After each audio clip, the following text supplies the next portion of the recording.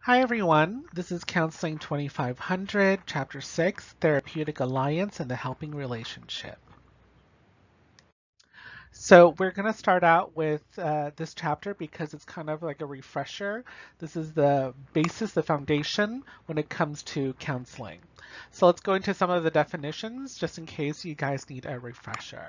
So what is a helping relationship? The helping profession is responsible for promoting the well-being of humankind.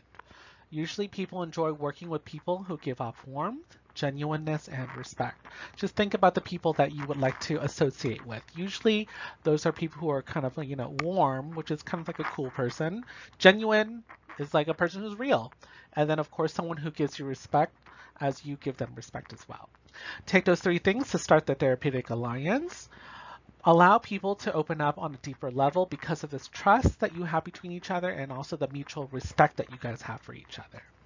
So the therapeutic alliance is a one-way relationship with the purpose of resolving a concern and or fostering the personal growth of one person, which is the client. The counselor is the helper, have the knowledge and the training to assist the client in an intentional and systematic way.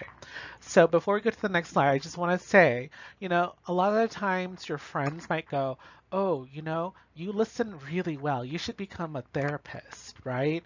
Or I really like the way that, I can talk to you so easily, which is a wonderful trait to have. But there's a difference between friends and then a therapist.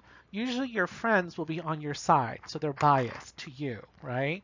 So let's say that you had a fight with your parents, and then your best friend's gonna say, yeah, your dad's stupid, right? Obviously because they're gonna always want to side with you because you're their friend, and then, maybe the father or the mother said something that hurt that person's feeling, and so of course you're gonna go, no, they're awful. You're the cool person, right? And that's what a friend is supposed to do. So with a therapist, however, is someone who is going to be unbiased. We're not going to favor you or the other person until we talk to you about it and then explore and understand why. Does that make sense? Obviously, the person is going to be working with you, so we're on your side. But sometimes, you know, you're the client, anyways, is the one who's in the wrong, maybe because they're not aware of it or whatever. Okay? So there are goals.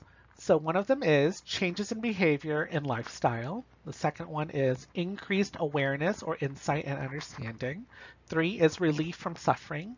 And four is changes in thoughts and self-perceptions. So essentially a process that enables a person to grow in directions chosen by that person.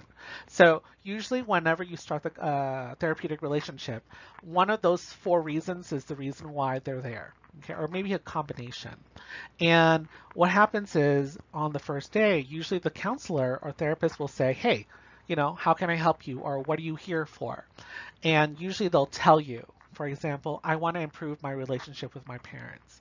Then you know that those are directions chosen by that person, like that's where they want to go. The counselor will make the client aware of possible alternatives and encourage client acceptance of responsibility for taking action on one or more of these alternatives. So one thing that I do want to say about that is that, your client might say, I'm at point A and I want to move to point B, which is fantastic. And so that would be great. However, maybe because of the way that that person grew up or who that person is, they actually don't realize that there's actually a point B, a point C, and a point D that they can actually choose from and not necessarily go to point B.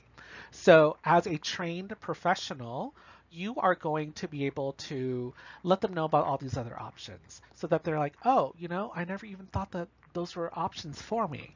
And that's part of your job, is to actually open up their thinking and their opportunities. All right, so there are three phases. The first phase in a therapeutic relationship is relationship building, and that is dependent on mutual trust to promote this exploration. And we'll talk about how you can get that. Challenging the client to find ways to change. So that means awareness. Maybe they're not even aware that there's a problem. Okay. And understanding to try new things such as thinking, feeling, and behaving. Okay. So that's something that you might actually let them role play. Maybe they've never, let's say that the client wants to start dating someone, okay? And they have no idea how to communicate with another person. So then you two will role play in a safe environment, and then hopefully that will then apply into their real world. Third is facilitating positive client action. And that's actions that lead towards change outside of the counseling. So whatever you guys do in counseling, the point is that it's going to then transfer into their lives so that they can apply it into their real lives. It's great to resolve things in counseling because it's a safe environment. However, they really need to be able to do it also in their own lives by themselves as well. So here are some characteristics that help predict a positive outcome. Number one is a safe and protective environment. So we're talking about an office space where they feel comfortable so that they can be vulnerable, okay? And they can mess up if they're role playing and it'll be okay, okay? Encourages collaboration, shared warmth, caring, affirmation, and respect. Identify with their counselors, maybe potentially as a role model that they'll see you in. And that happens a lot when it comes to, let's say, addictions counseling, where usually the person who's doing counseling has gone through the addictions experience themselves, right? And now they're sober. And so then they might want to then help others. And so the other people who are still struggling with their sobriety will then see them as a role model and say, you know what, if this person can do it, maybe I can do it as well. Okay, that's a potential. And then, of course, goals and procedures are structured, which basically means that you and your client will come up with steps. Obviously, you're going to know more about the steps than they are. You might introduce those steps to them, but you guys are going to talk about these different steps, and then you guys are going to work through them. So we all know that we're going to start at step 1, and once step 1 is achieved, we'll go to step 2, step 3, step 4. But let's say maybe at step 4, there's something that goes on and you can't really succeed for some reason, then you and the client will then start to rethink about maybe a different type of step 4 so that they can go forward still. And of course, to be engaged, which basically means to be there with your client actively and be committed to helping them. All right, so let's talk a little bit about the essential components of therapeutic alliance. And if we talk about that, we have to talk about Carl Rogers. He's one of the most famous psychologists. And he introduced these 3 terms: congruence, unconditional positive regard for the individual, and then empathetic understanding. And we're going to explain each of those 3 in the next couple of slides. So I also want you to look at additional elements that are very, very helpful when it comes to therapy. That's on table 6.1. That is respect, trust, confidentiality, which basically means, you know, whatever you say in therapy is going to be between us two. Okay. And then use of benevolent power, which basically means kindness. You're not going to use your intelligence and your work experience to somehow bully that person or whatever. And then, of course, commitment. All right, let's explain the 3 definitions now. Congruence is genuine and real in the relationship, honesty, transparency, and openness. So what does that mean? That means we're looking for people who believe in what they say out loud, okay? Let's say that you're an addictions counselor. Obviously, you're talking about how being sober is really good, right? That's what an addiction counselor usually is going to try to promote. They're not going to promote you doing drugs. So, however, if you inside or on your own time do a lot of drugs, you pass out, you black out, you know, you're doing all this stuff that's actually ruining your life, but yet you're telling your clients, hey, you shouldn't do drugs, that's incongruent because you're not actually meaning what you're saying. And so we're looking for someone who believes that sobriety is good and also practices the sobriety as well. Okay. Warm, unconditional, positive regard is accepting the client without evaluation or judgment with warmth and safety. Liked and prized as a person. So imagine that you have a client who's committed a lot of crimes, right? But they're coming in for therapy, which means can you accept them for who they are, which is probably a flawed person, and welcome them into this office of yours, okay? If you don't, that means that you already have some judgments about them.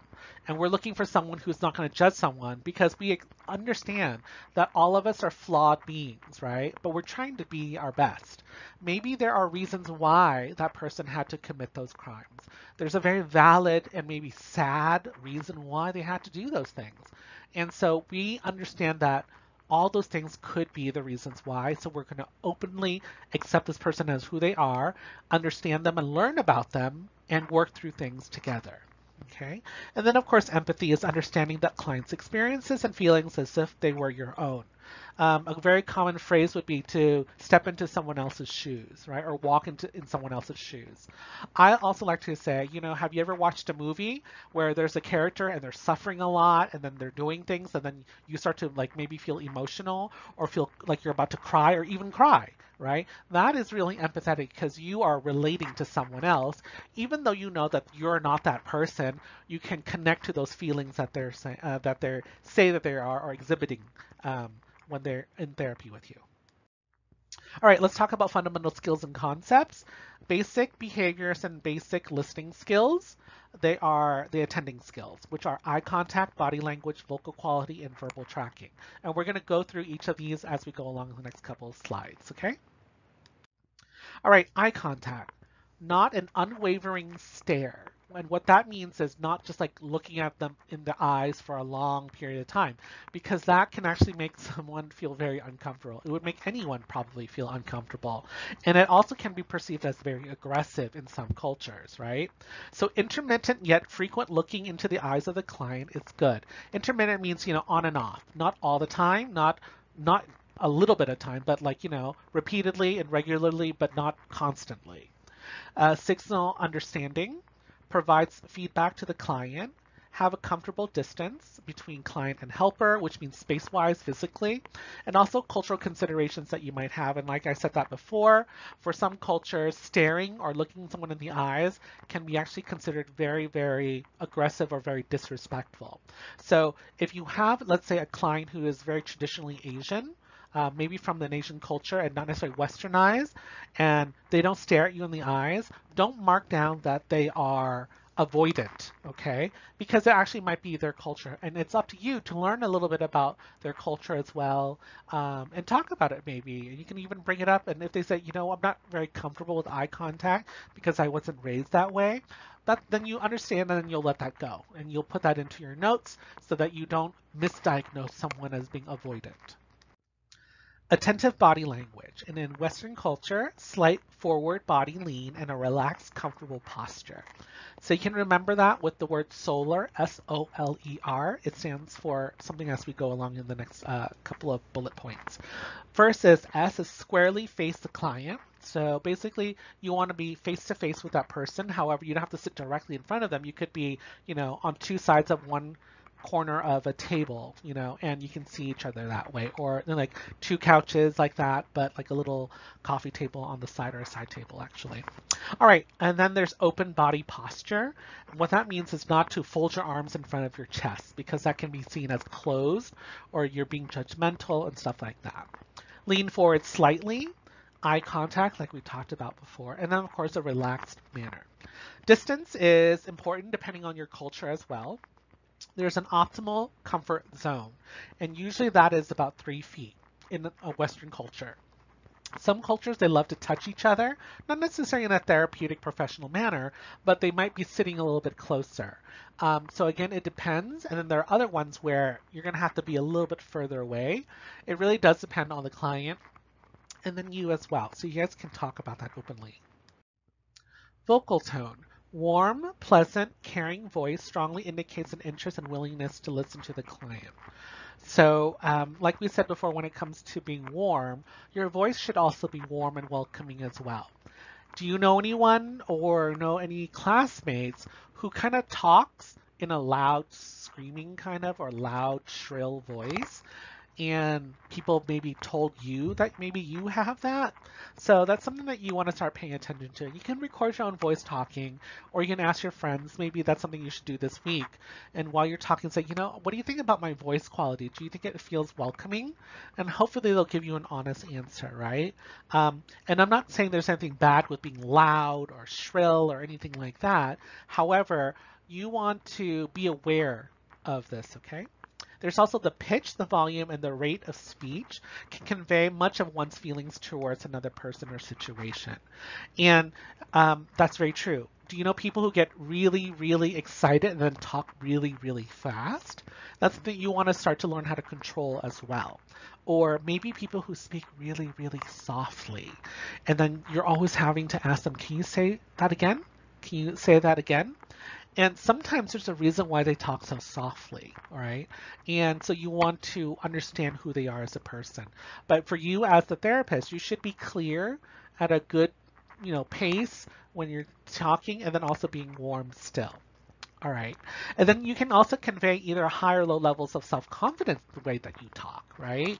Have you ever met someone where you just talk to them and you're like, oh, this person does have low self-esteem, or I question, their self-esteem levels because of the way that they talk.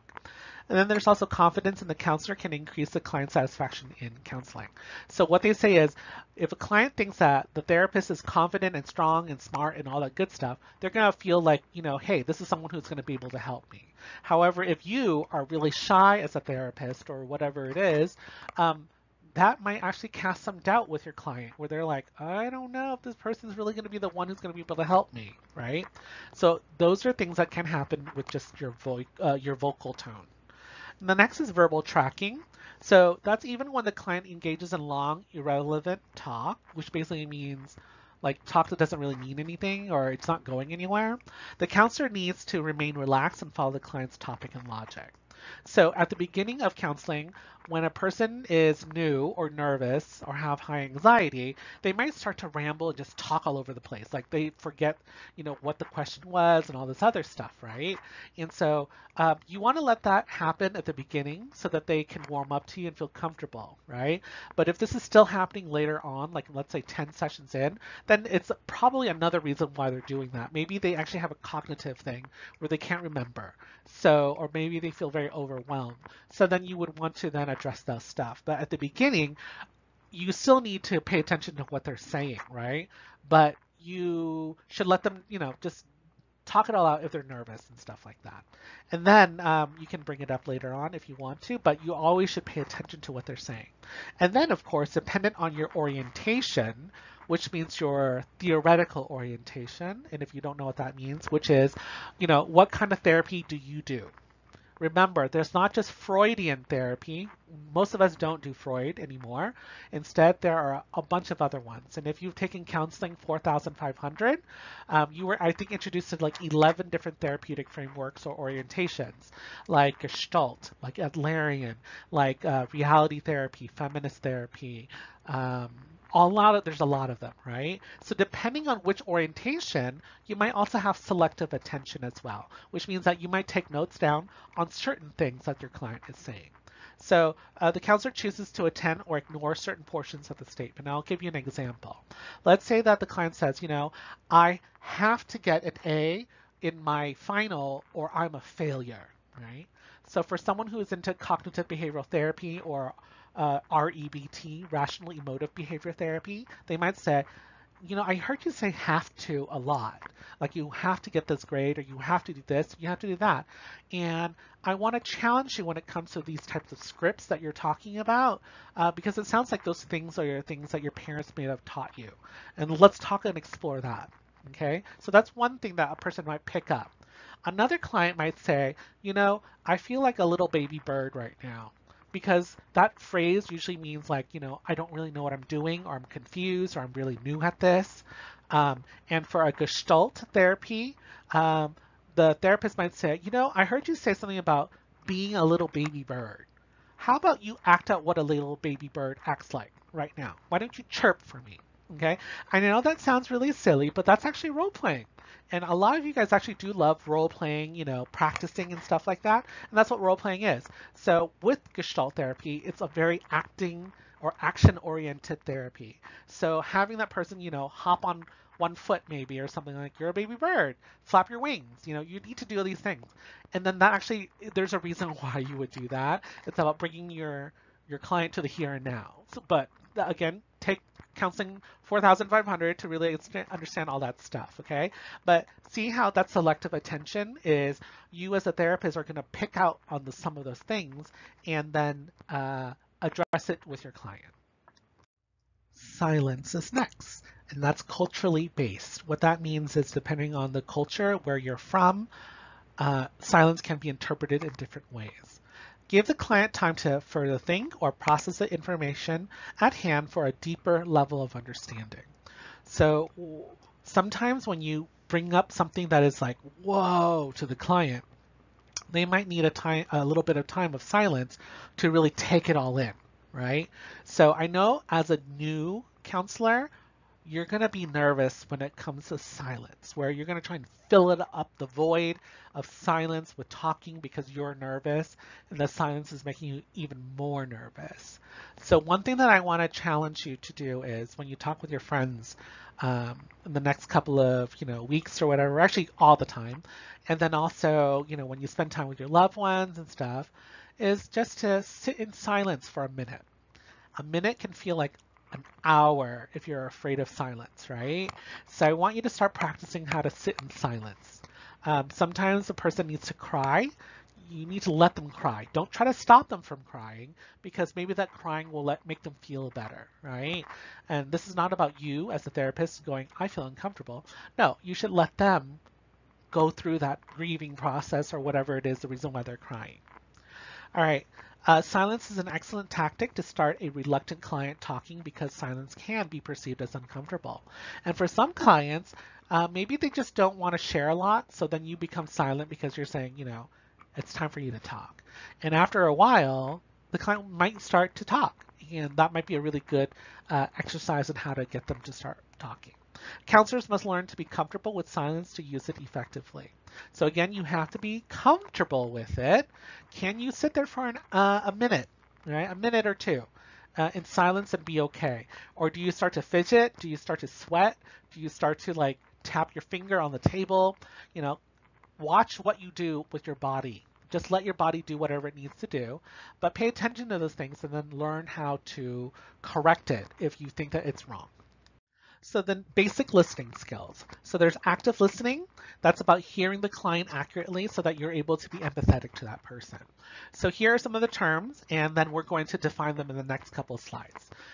First is client observation, then noticing client nonverbal behavior, then encouraging, then paraphrasing, then summarization statements, then reflection of client feelings, and then open and close-ended questions. All right, client observation. Observing the client provides the counselor with a rich source of silent information. And that's very true, right? When you look at someone, you can probably get some clues about how they might be, like what kind of mood they're in and stuff like that. Physiological cues expressed in another person's appearance and physique provide a way to identify the internal emotional responses of that other person, okay? We're talking about changes in skin color. So we're not talking about like your actual skin color, but like when you're blushing, right? You're going to turn pink or red, or you might turn really, really white or very pale, right? There's also pupil dilation, which is a little bit hard to see when you're far away. There's also muscle tone, which is someone who's very tense. They might be very nervous or anxious, right? And you can tell from that. There's also their breathing. Are they breathing really shallow, or are they deep breathing all the time, or are they hyperventilating? All those things will actually give you clues. Difficult to hide because they are generally involuntary reactions of the autonomic nervous system.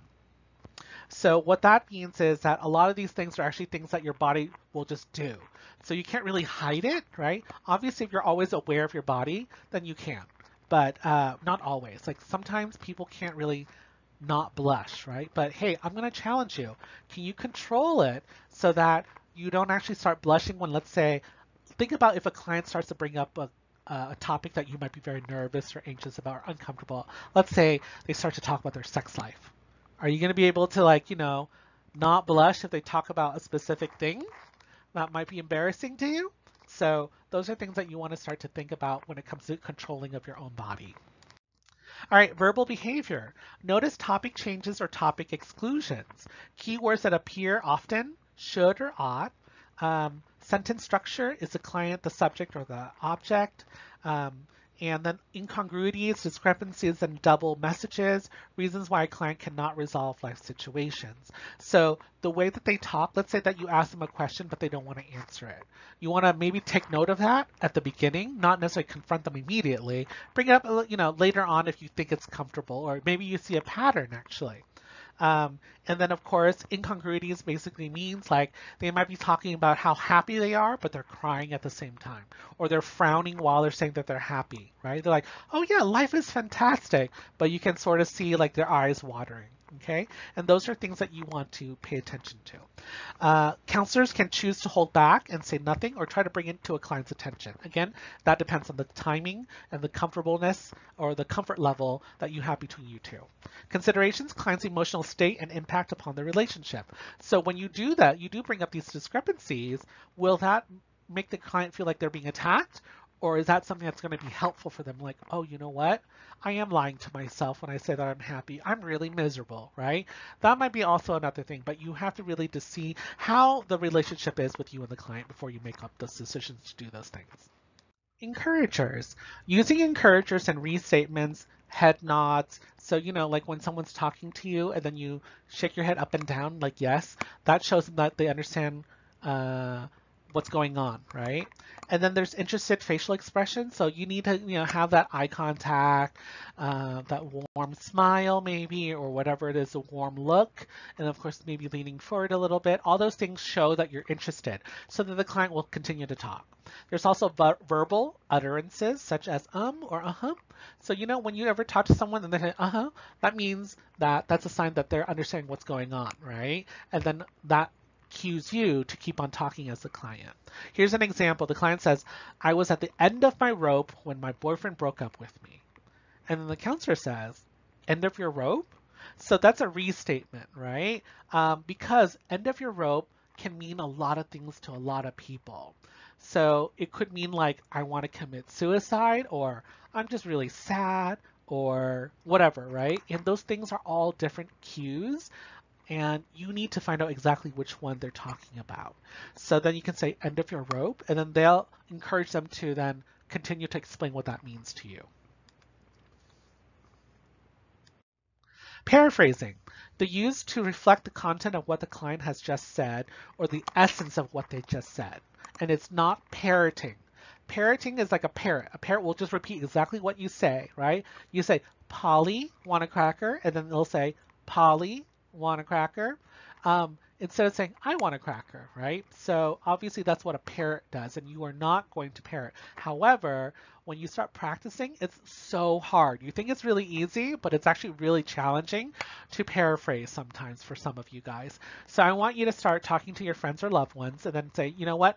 Let me see what you mean when you said this, and then try to show them that you understand the essence of what they just said. Okay, here's an example. The client says, I wish I could take back some of the mean, hurtful things I said to my friend now that he's being deployed, and I don't have the chance. And who knows what will happen? And then the counselor, now we're going to try to take all of that, process it, and then show them that you understand the essence of what they're trying to say. This is what a counselor would respond with. You wish you could talk to your friend and apologize for what you said in the past, but now you don't have the opportunity, and you think of the uncertainty of the situation with him going to fight in the war. Okay, so again, it's similar, but it's not. It's the same thing, except for it's the essence of it. You're not just copying what they say. All right, summarizations. Paraphrasing longer periods of conversation, facts, feelings, meaning, and patterns, and give the client a sense of movement, okay? So summarizations usually happen at the beginning of a therapy session and then at the end of the therapy session. So the beginning of a therapy session, you might say, last week, these are the things that we kind of talked about. And so you're summarizing what was last week.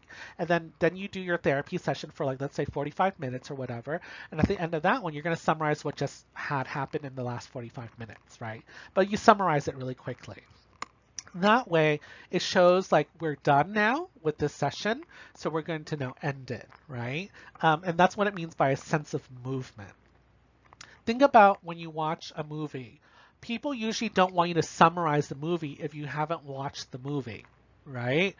They want you to watch the whole movie and then tell them about it, right? So that's what it is. It's waiting until the end, then you're going to summarize. So it's like a longer period of paraphrasing.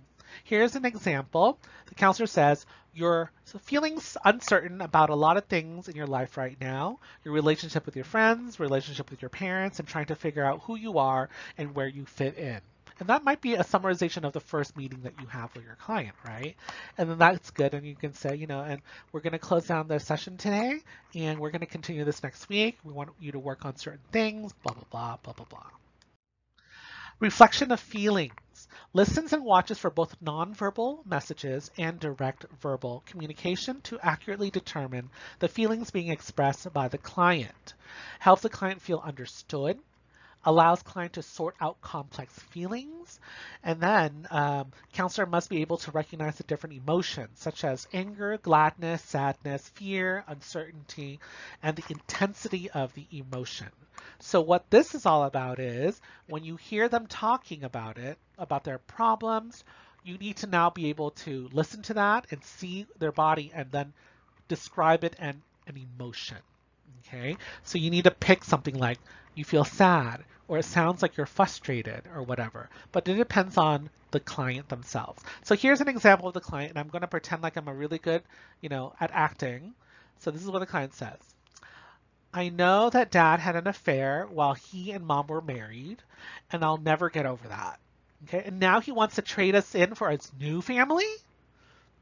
And then the counselor might go something like, you're really angry with your dad and resent the fact that he's starting over with someone else, right? So you heard what this client said, and then you said, you're really angry, right? That is the reflection of feeling. So are you able to listen to a bunch of things and then choose the right word to describe those emotions or those feelings back to the client? And because the client can say, yes, I am so upset right now. And then that will facilitate a conversation and shows that you understand what they're talking about. And then also, remember, laughter may be used as a defense mechanism to mask anxiety, sadness, pain, or confusion. So what that means is laughter is not always funny. Laughter could actually be just avoiding other things. Now we're talking about questions. It opens up communication when you ask questions, and there's going to be two types that we'll be talking about. The first one is called open-ended questions, and it allows a person to talk more freely and openly. Usually, open-ended questions start with what, how, could, or would. Okay.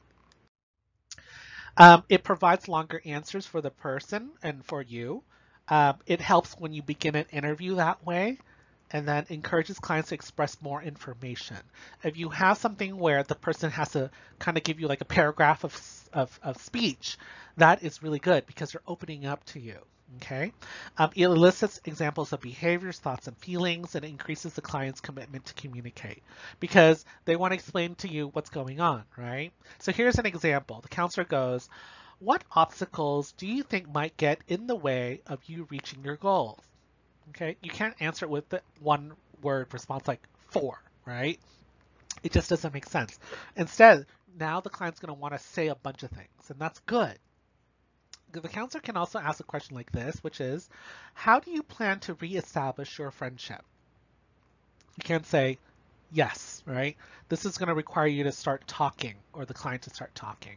So that's what an open-ended question is. I want you to start practicing asking open-ended questions instead of closed-ended questions with your friends, and then see how it is. You'll notice that they're going to respond by talking a lot, which is great. Okay, you need to learn how to be able to guide conversations in therapy, but it also makes you a really great communicator with your friends and family if you do it that way as well. Like, facilitate open-ended questions with them because it makes them feel important because you're like, tell me more because I'm so interested in what you're telling me right now. Okay. Okay, the second one is called close-ended questions. When clients are very talkative and rambles or jumps from topic to topic, maybe a close-ended question might be better for you. Allows for clarity because now they have to answer in a very short answer. They have to be focused and then narrow the area of discussion. So you might start closed-ended questions with is, are, do, or did. Okay, so you might be something like, is he upset? And then you can say yes, right? Or are you going to go to the store? And then you're going to say yes. You can't really go on and on and on and on, right? Be careful of using too many closed-ended questions and also the dreaded why question, okay? And the reason why you don't want to use too many closed-ended questions at one time is because then it becomes a power dynamic. They're going to see you as like this person who's going to ask them a bunch of questions and they just have to sit there and answer it. They don't feel comfortable enough to talk to you and bring up topics if they have it in their heads. So instead, you want to have a good mix of it. But open-ended questions are a lot more helpful because you're going to be able to get a lot of answers out of that. And of course, the why question. Have you ever had a little kid come up to you and say, why is the sky blue? And then why is it, because of that? Or why is, is that happening? Or why is that happening? And then you're like, just because, right? So why questions can be very, very irritating after a while. So definitely you don't want to do that because then they get annoyed or irritated. Do not ask too many close-ended questions before establishing trust. Sometimes when the same information can be found within the conversation without asking close-ended questions. So sometimes when you say, tell me a little bit more about that, they're actually going to give you some of those answers that you are going to ask if you ask a close-ended question. Instead, you got to take notes or pay attention to those things, and then go from there. Why questions also make people feel very defensive because sometimes they don't actually know why. Sometimes we do things and we don't know why we did those things, right? And that's a very honest answer, but for some people, they feel like maybe that's not the right answer. Concreteness helps a client clarify the pieces of the puzzle and fit them together so that the whole makes sense to the client. Okay. Organize, specific, and workable action plan. Usually you're going to want to have specific examples, and that's what concrete is. Like, let me know exactly what you mean. Okay. And usually you can say what or how when you ask that question, like, how are you planning to do that? And then they're going to explain to you exactly what that means, right? Here's an example. The client says, I just want to feel like I belong somewhere. Okay. As a therapist, I don't know what feels like I belong somewhere means. That is pretty vague, right? I know that means that you want to be somewhere, but where is that place? So the counselor might say, describe for me a specific time or situation in your life when you remember feeling that way. And then I might say, when I joined that club, I felt really loved, right? And I got these feelings out of it, and I felt like I could do this and this and this. So now we're getting a little bit more of a concrete answer from them, something more specific. Because when they're saying like here's an example. When I ask my students, hey, what do you like to do for fun? And they're like, things. I like to do fun things. What does that mean? I don't know what that means. So I'm going to say, what do you mean by fun, right? Or what is your favorite music? And then they're like, music is really fun, like the good stuff. And I'm like, what does that even mean? So again, to be more specific. And you, as a counselor, should start to learn also to ask more specific questions. It might be because you're being vague, so they're going to be vague as well. So instead, you're going to say, what kind of genre of music do you like, right? Or who is your favorite musician, and stuff like that. Now we're going to talk about self-attending skills. That just basically means being able to understand yourself. Okay, you as a therapist, but then also the client as well. And that's something that might be a goal of theirs. But you as a therapist should already be working on this and establishing all these things. Practically speaking, the counselor should not consciously rehearse how counselors are supposed to be. Effective counselors act professionally, but does not put on a professional front, play acting some imaginary expert counselor. You need to know your strengths and weaknesses, and better understand or better self-understanding helps overcome self-consciousness and devote full attention to the client. So what that is saying is, in general, you should know who you are and be yourself, okay? Don't pretend to be someone else as a counselor. I know you might play act, and that's why we want you to do that first so that you can get that out of your system. You might say, how does my favorite therapist act? And then you're going to try to be like them. But the truth is you are not that person. You need to be yourself. And that's why we encourage you to do a lot of practicing, because the more you practice, the better you'll be, the more comfortable you'll be with yourself, and then you can actually be yourself when you're counseling. Okay. And also that means you need to really know where your strengths and weaknesses are. Counseling 2250 is one of the classes where you're going to get to know yourself a lot better and then also understand multicultural competency. And it's a really great class because we're asking you to review who you are as a person. And that will help you get to know yourself better. And you don't have to be perfect. We're saying know who you are. Maybe there are some flaws. We all have flaws. And to be able to understand and accept those flaws, and if you don't accept those flaws, what are you going to do about it? You need to fix it or change it, right? And you're expecting your clients to do that. Why can't you do it first? And you should do it first, okay? So if you're uncomfortable about certain things in your life, I encourage you to resolve those things, okay? All right, centering and relaxing. being in touch and in tune with oneself. And that's definitely something that you need to do, okay? And you should be on your journey towards it right now. Okay. When you talk to someone who's confident, who is secure, who knows who they are, you usually get that feeling of that, right? That they're confident, they know what they're doing, and all of that. They're not perfect, right? But overall, they're probably really centered, which means that they are balanced, right? And they are relaxed because of it. They're not tense and uncomfortable. They actually know who they are and they accept that. We'll be able to show more social emotional presence. Counseling can be stressful, so if relaxed physical and psychological demeanor from the counselor will help clients relax as they deal with their challenges, okay? No one wants to talk to someone who feels uncomfortable, okay? They want to talk to someone who feels good about themselves and understands life, to a certain point, and someone that they can trust and admire maybe or look up to potentially. Non-judgmental attitude towards self. Have a broad awareness of their own value positions. So what that is asking is, are you comfortable with who you are as a person? Can you answer these three questions? Who am I? What is important to me? And am I non-judgmental? Okay, so we don't necessarily need like a clear, crisp answer, but we need you, even though you are pretty young, you guys as college students, are you able to understand who you are as a person and are you comfortable with who you are, right? If you're not, we hope that you start working on it while you're in college so that you feel comfortable with yourself once you leave. Okay, we don't want you to start learning all this stuff after you graduate. This is the time to practice and get to know yourself the best, okay? And really prepare yourself for the future because your life will be a lot more busier in the future. Believe it or not, you're going to be inundated with bills if you aren't already, with children if you don't already have children, with a marriage if you want to get married, with in-laws, with pets, with work, with bills like house bills or whatever, car bills, phone bills, more pandemics. I don't really know, right? So these are things that we want you to start working on while you're still in college. And we don't necessarily want you to have a perfect answer, but just to get to know yourself and be comfortable. And if you're not, to be able to work on it while you are a college student.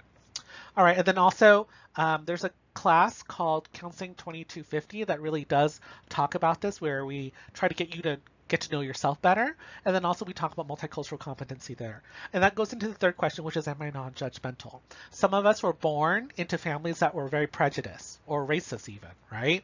And so that means that we might have biases. Can we recognize that we were told to believe in things that are actually not true? Okay, so you might have these biases, but you can also tell yourself, wait a minute, that was something that I was told when I was young. It's not true. I don't believe that. So that you come into a conversation with a client in a non-judgmental way. Non-judgmental attitude towards others, being warm, accepting, and respectful towards the client, especially at the beginning. But definitely you need to be warm and accepting and respectful throughout the whole thing. But definitely at the beginning where you're trying to get this person to build trust with you, right? And then also allow the client to be open and be themselves as well.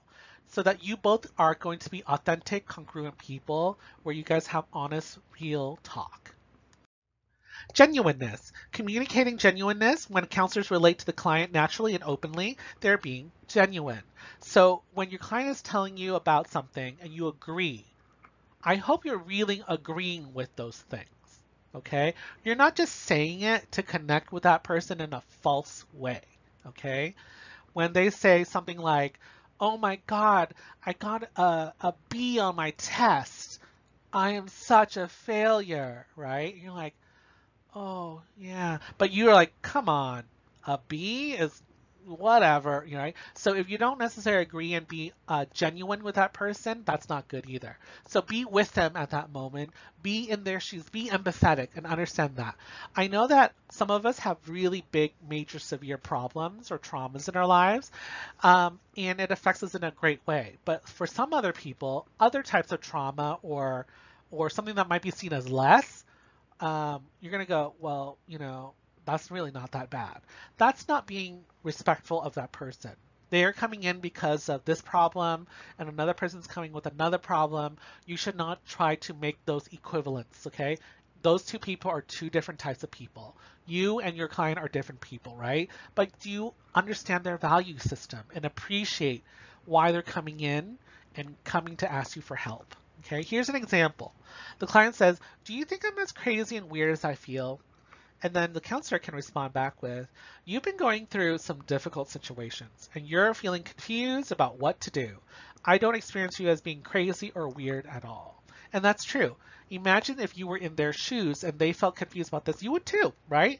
So it's not really about them being crazy or anything like that, or how they feel weird and stuff. It's really, pretty much a lot of people would probably feel that same way as well, right?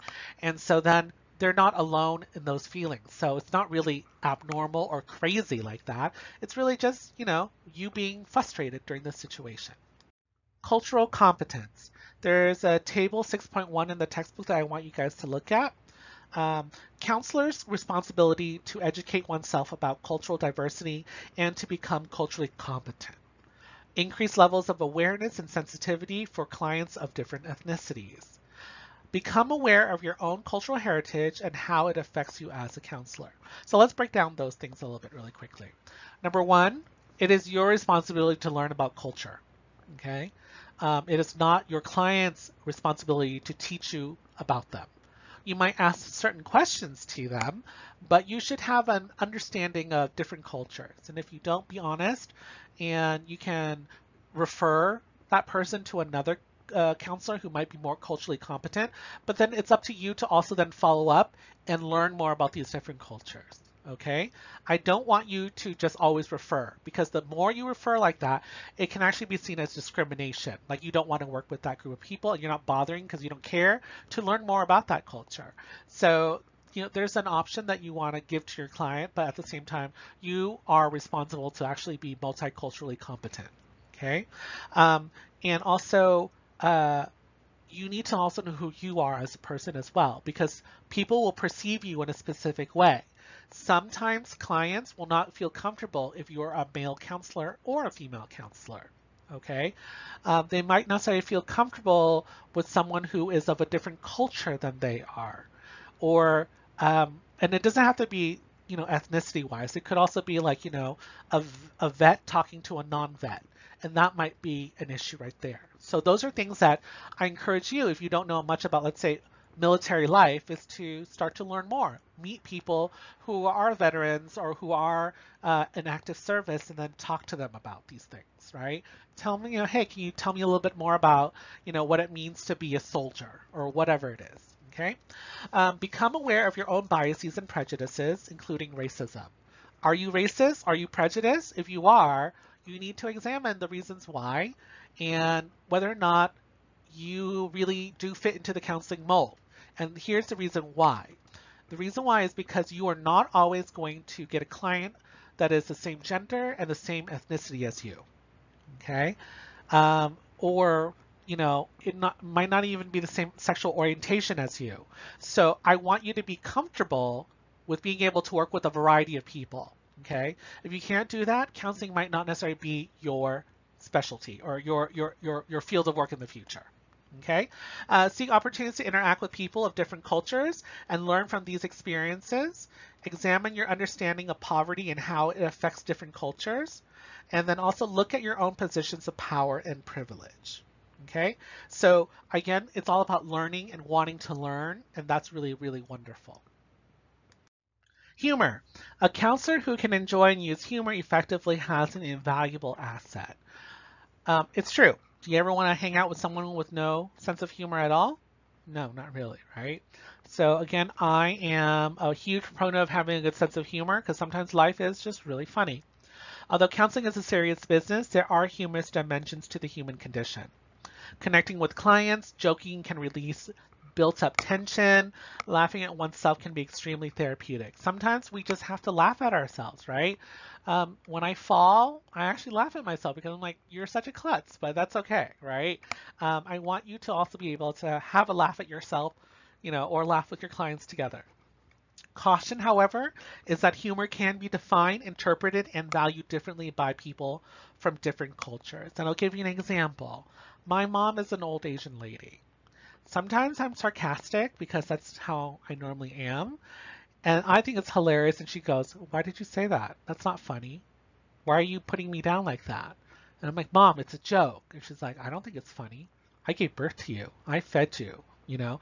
So all those things means that she doesn't actually get the sense of humor, and that's okay. And I won't use humor like that with my mom, right? So the same thing will happen with your clients as well. If they don't get it, don't try to teach them, right? They just don't get it, and you're going to move along, and you're going to approach it in a different way. But you yourself should always have a good sense of humor. It's always nice to have a good laugh. Let's talk about touch. Believed to be genuinely helpful to create a willingness to share and be open. Context is the key, however. Considerate of the situation. That's what context is. What is the situation? And I want to say, in this time in 2020, I would say that you will need to be aware of people who have experienced sexual trauma. Okay, so it's all about consent, asking permission. So if I were you, I'm going to be honest, I would not necessarily touch my clients without their permission. Okay, and I wouldn't even do it unless they probably asked to. And I'll explain the reason why. You have to be cautious because when you're working with someone who might have experienced physical trauma or sexual trauma, you don't want to trigger them, right? And be respectful. So instead, I would say, let them approach it or bring up the topic if they want to. Okay. But when you do touching, it would be the client's hands, arms, shoulders, or upper back only. Do not touch their laps, their private areas, or anything like that.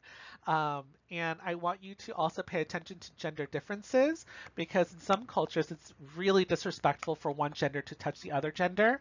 We're talking about, let's say, someone who identifies male or female to touch because of the way they were raised or they just feel uncomfortable with that, or cultural considerations, which falls into that as well. Some cultures, you don't touch unless you are related or you're married to each other, right? And I'll give you an example of my own clients. There was one client that did talk a little bit about trauma that she had, and it was very, very much about sex, let's be honest here.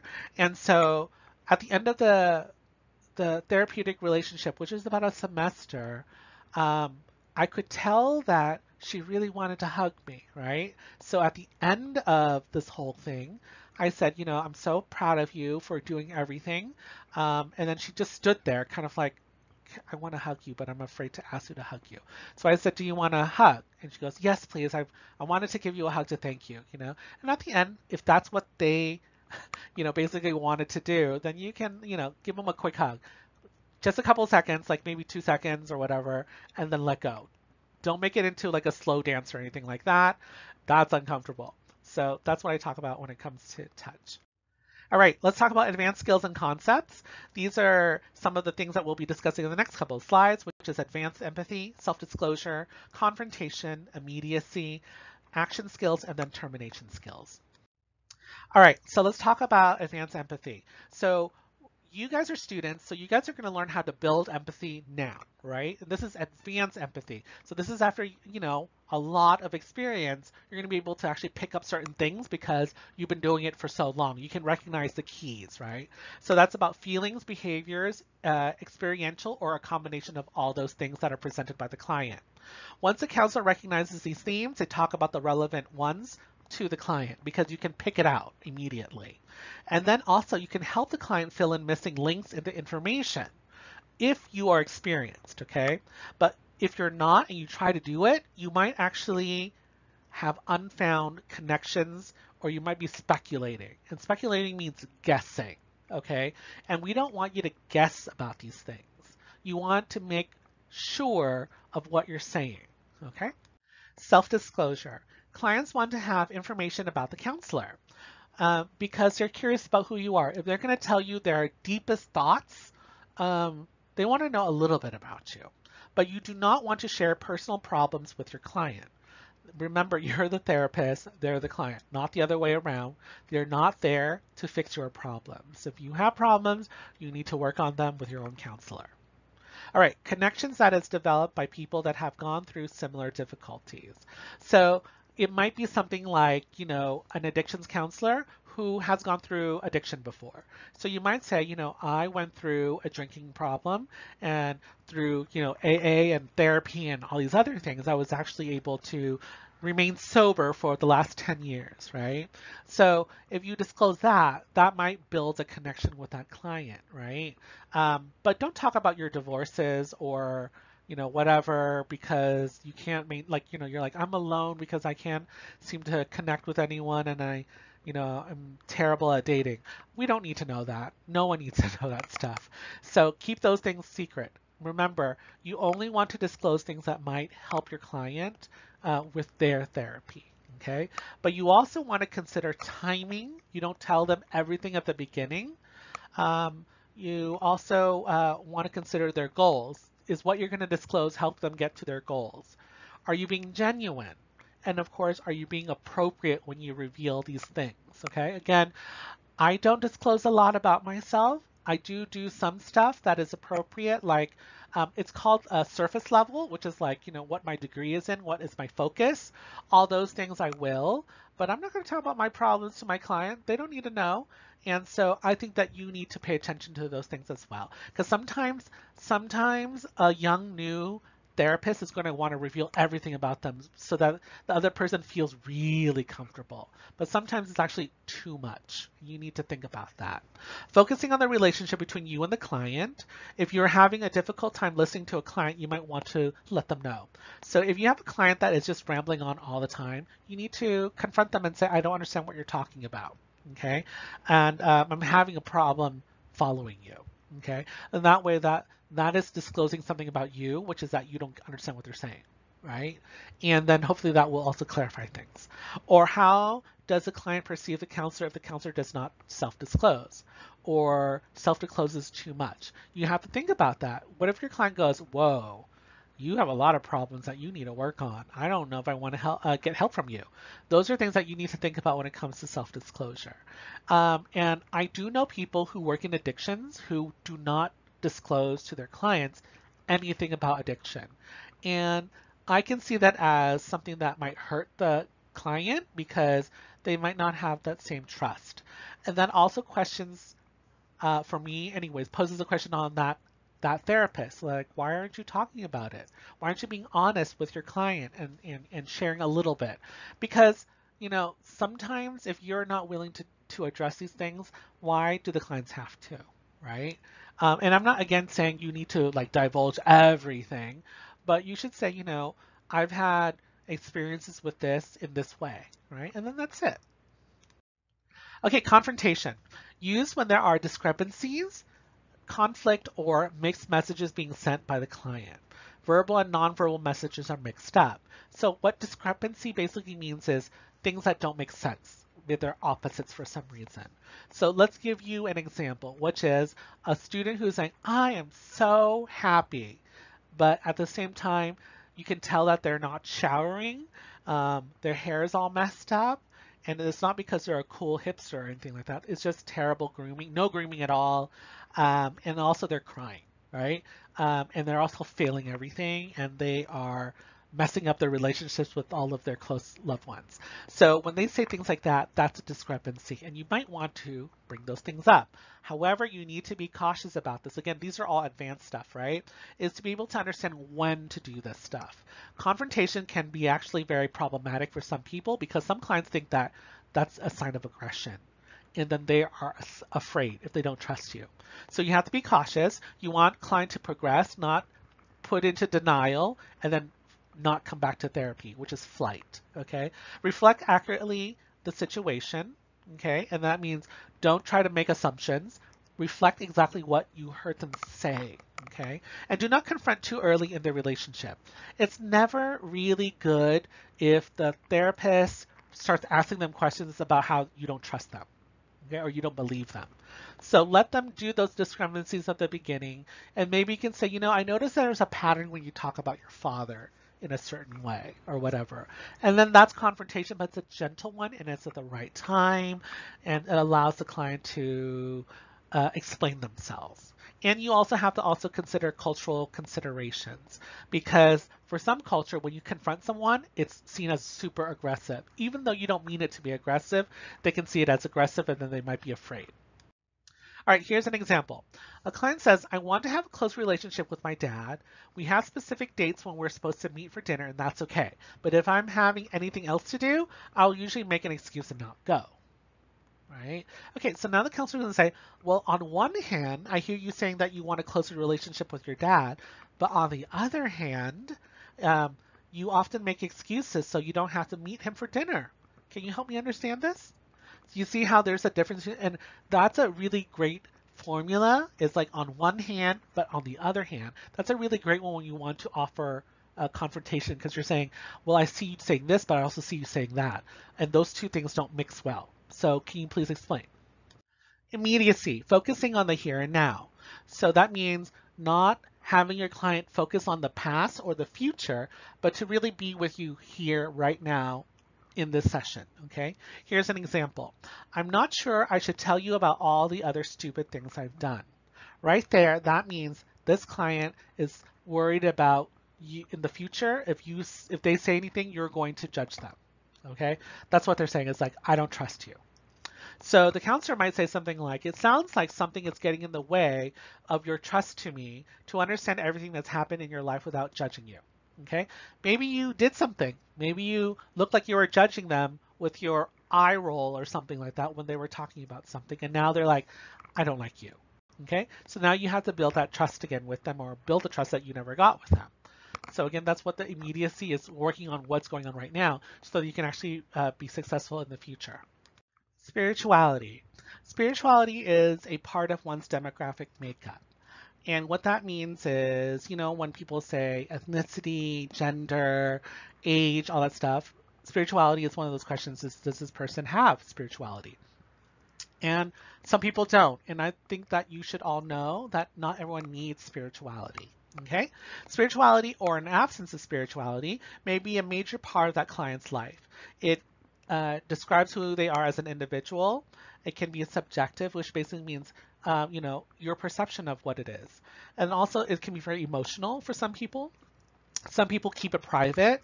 And then also it is unsystematic, which basically means that it can be a little bit of everything when it comes to their spirituality, not just one religion or anything like that. All right, there are 4 stages of spiritual growth that they talk about. Think about it as a lifespan, like as a kid and then into an adult. Egocentric and unprincipled life. Egocentric basically means you're kind of just thinking about yourself and that's it. Those are usually young children, which is totally fine. They don't understand the world. They haven't met everyone. They don't go to work. They don't understand the world, right? So they're young children. Or they could be self-serving adults. Do you know any narcissistic people or selfish people? They could be egocentric and have an unprincipled life. And then maybe they are given a religion or they start to go to a place of worship. Then they start to believe. So then suddenly their lives start to get tied to religious dogma and not tolerant of other groups, right? So that means is, they were raised, let's say, believing in, I'll give you an example, is let's say the Bible, right? And then so they believe in certain things that the Bible says. And then they're not going to trust someone who is not also believing in the Bible as well. Religious dogma basically means, or dogma basically means as a set of beliefs or standards that you should not question. They are there to exist and then you just believe in them, okay?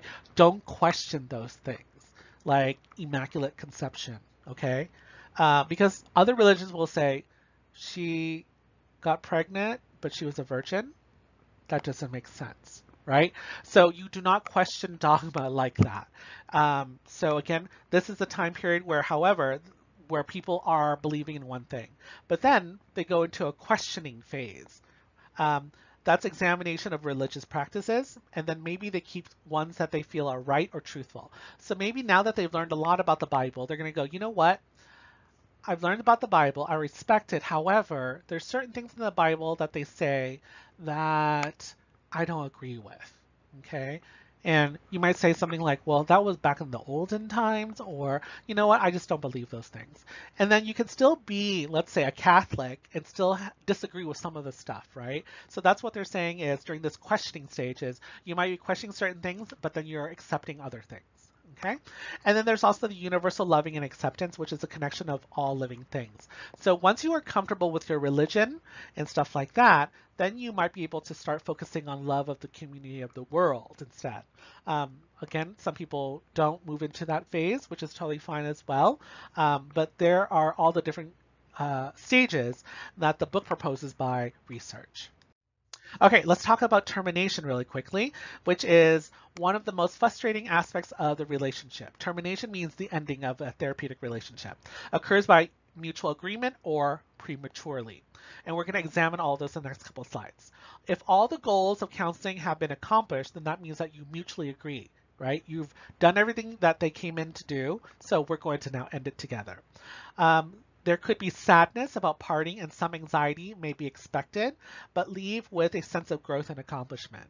And so you're going to do those things. You're going to say, hey, we came in or you came in here with these problems. And as we, went through the last 6 months, you showed yourself all this growth and it's amazing. You did this, you did that. Sometimes there were barriers that we hit, but then we were able to figure out another way around it.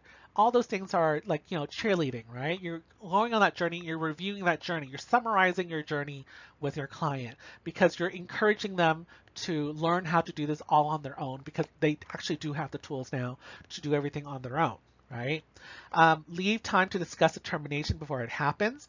Do not end the therapy on that day. Okay? Let's say, for example, you have a 3-month contract or whatever, or a 3-month plan at the beginning. You talk about that. You're saying, hey, let's maybe put in 3 months and then we can maybe explore about a month and a half to see if we need to extend it, or maybe you'll have everything done in a month and a half and then you're done. So you want to always have the termination idea or date at the beginning, and then you want to revisit it and review, and stuff like that. Usually if it's about 20 weeks of therapy, I would say 7 weeks before the end, you would also want to bring it up during that time and say, well, we're coming close to the end of therapy. How do you feel about that? So that they prepare themselves mentally as well. Client must know when the last session will occur. You cannot just leave, okay? And we'll talk about that in the next couple of slides. If the counselor ends a relationship prematurely, that means you as a therapist end it all of a sudden or before the time, right?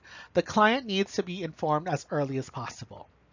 May happen in school settings or agencies with session limits. Like maybe we plan for this semester, but the problems have not still been resolved yet, and we need to go into the fall, right? So we need to talk about that, and then we also need to talk about the summer. Maybe you need to refer them because maybe there's no summer school, right? So there's no summer therapy sessions. So that might be a reason. Another reason might be if someone who's pregnant, right? And let's say that they are planning on working until the 7th month of their pregnancy before they, take some time off. However, maybe something happened and they actually need to terminate 4 months into the pregnancy in that sense. So maybe because of health-wise or whatever, I don't know. So then they might need to terminate as well. So if you are the person who's doing that, you need to let them know and then make a referral. And we'll talk about that as well as we go along. There is a perceived lack of commitment by the client. So that means like if you just end it, your client is going to feel rejected and like go, who are you and why did you do this? Because I don't know who you are anymore. The reason must be specific to the client. You need to explain it to them. May lead the client to feel rejected, which is what we do not want them to do because you do not want to abandon your client. That's actually considered unethical. You always need to leave or give your client some resources, okay? So refer the person to another agency, counselor, or remind them of an open door policy, okay? So if it's maybe something where you had to actually move, then you need to refer them to another local agency so that they can then receive more services. You cannot just leave them like a ghosted date or something like that on Tinder, okay? You cannot do that. It's considered unethical. All right, if the client ends the relationship prematurely, the counselor should reach out to the client to explore the reasons why. So this is what I would do, which is, let's say you have a client who did not show up for the last 3 sessions. Okay, I would call the client and say, hi, this is so-and-so, and I'm reaching this person. Can you please call me back? And that's all you leave in the voicemail because you want to make sure that you are respecting confidentiality, privacy of that client, because we don't know who else has access to that voicemail, let's say, right? So once a client calls you back or you're able to actually reach them on the phone, you're going to say, hi, I noticed that you didn't make the last 3 sessions. I just want to know what's going on. And they might say, I'm done. I already resolved my problem, so I don't really think this is going to happen anymore. And you're like, okay, I just wanted to know so that I can put it in my notes. But I also just want to let you know that I'm going to send you, is it okay if I send you information for referrals for our local agencies if you didn't feel like you've connected with our agency or with me? Or I want to leave an open door policy and let you know that you can always come back if you ever decide that you want to get therapy again. So you need to provide those options for them, even though they chose not to. And then they can throw away everything that you send them. That's totally fine, right? But you need to offer that because that's considered an ethical way of terminating. All right, let the client know that they're in charge of the decision and that they are welcome back in the future or offer a referral. And of course, there's mutual termination, which is probably the best type that we want, which is reviews the goals that have been reached or not reached. Client may work on those on their own, now that they have the set of coping skills to work on personal life. Remind the client of their strengths, new coping strategies, and network support. So remember, we're talking about reviewing and summarizing all the successes in their therapeutic journey with you, and then remind them that they have all of those tools in that toolbox and they can use those tools on their own now. They don't need to anymore. And then, of course, promote self-reliance and continued self-help. And you can also say, hey, maybe 6 months from now, you're not so great or whatever, or not say that, let's say 6 months from now, you feel like you might want to come back and talk. We can do that. We can do a checkup, or we can actually, have you come back again. Just remember to have that open door policy again. And that's the end of this chapter. Yay.